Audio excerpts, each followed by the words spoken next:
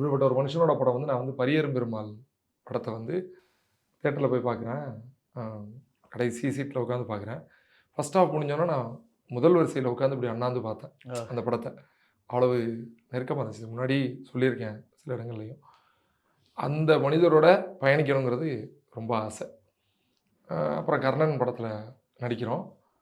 அப்ப அவருமே பார்த்தோன்னே வந்து இன்னொரு கெட்டவன் தான். தோற்றத்த வச்சு அவங்க முடிவு பண்றவங்க இல்ல.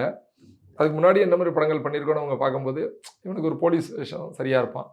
அ அதான் கெட்டவனா ஒண்ணு அப்படிங்கிற மாரியான ஒரு அதில கூட நான் கர்ணன் கூட கெட்டவன்லாம் நான் கிடையாது. ம், ம்.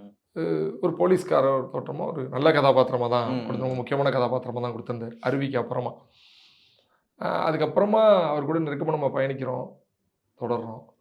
இப்ப வந்து ரொம்ப நல்லவங்க வந்து தன்னை சுத்தி இருக்கிற எல்லாரும் ரொம்ப நல்லா இருக்கணும்னு ஆசைப்படுவாங்க.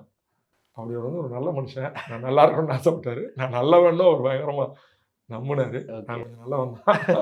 அதனால வந்து அ இதில அப்படி ஒரு பிடி மாஸ்டரா அப்படி ஒரு ரோல் ஒண்ணு குடுத்தாரு.